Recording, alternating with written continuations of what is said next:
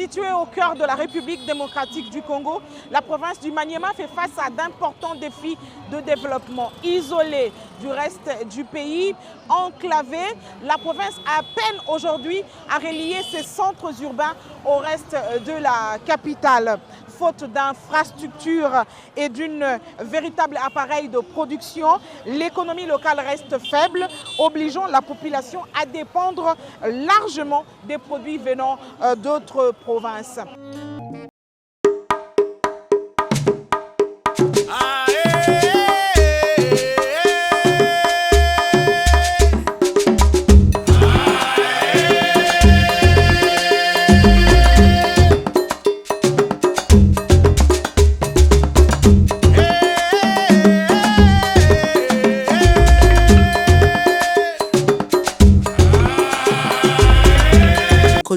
Le train du développement semble avoir pris un sérieux retard dans la province du Maniema.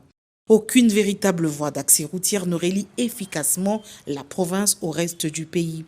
De ce fait, presque tout passe par voie aérienne, ce qui rend le coût de la vie extrêmement élevé. Dans la ville de Kindu, chef-lieu de la province comme dans ses 7 territoires, certains produits peuvent coûter jusqu'à 3 fois plus cher qu'à Kinshasa ou encore à Kalemi. C'est parmi la ville le plus chère de la RDC.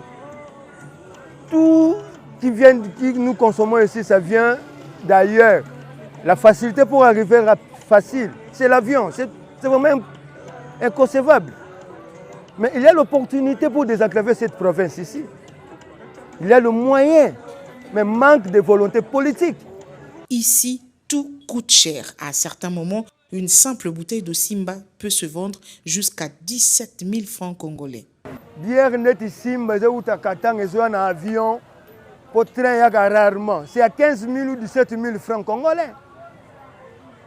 Sucré, c'est 5 000 francs. On est dans la boîte, dans la terrasse.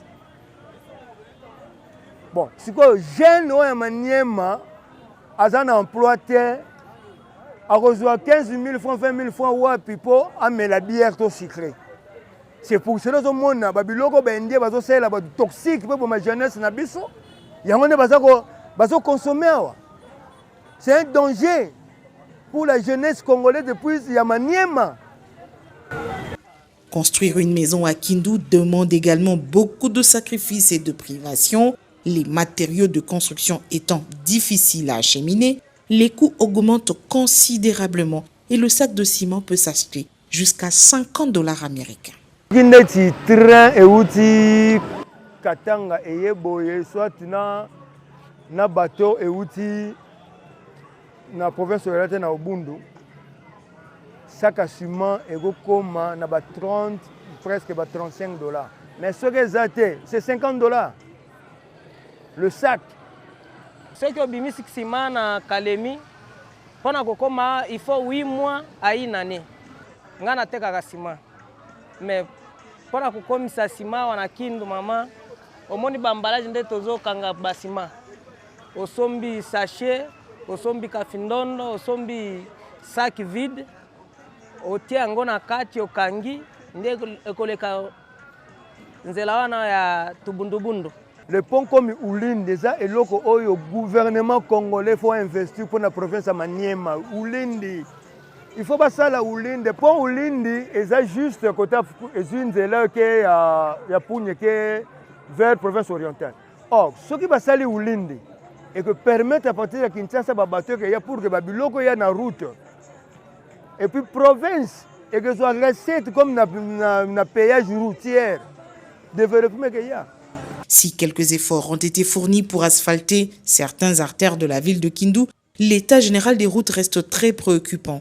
Cette situation complique fortement le travail des conducteurs de moto qui constituent le principal moyen de transport pour la population. Les routes ne sont pas praticables en tout cas. Nous avons du mal à pratiquer ici même à la ville de Kindu. Non seulement à la ville de Kindu, même à l'intérieur, ça aussi c'est grave. C'est grave.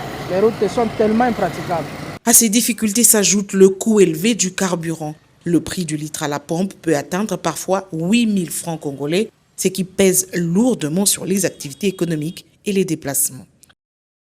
On a pas travailler, mais à un moment, il y a ces difficultés des hausses des prix des carburants. À cette époque, ça coûtait 3500. Aujourd'hui, ça monte même à 7000 francs. Nous nous forçons quand même parce qu'on n'a pas le choix. Lorsqu'on n'a pas le choix, pour récupérer ce que nous devons faire, nous nous forçons et nous rehaussons aussi le prix à nos passagers de la course. Au lieu de 1000 francs, nous faisons au moins 1500, 2000, 3000, voire même 3000. Et c'est ça, moyennant ça, nous récupérons un peu.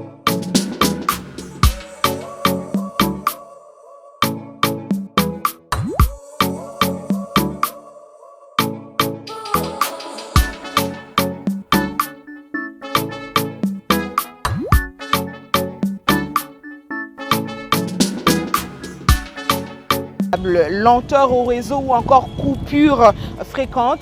Ici, les habitants de Kindu ont du mal à rester connectés au reste du monde. Même les appels téléphoniques posent un sérieux problème. Il se peut qu'il se passe 2-3 jours sans que le réseau ne soit disponible malgré la présence ici dans la ville de Kindu de 3 grandes sociétés de télécommunications qui opèrent en République démocratique du Congo. Les habitants lancent un cri d'alarme.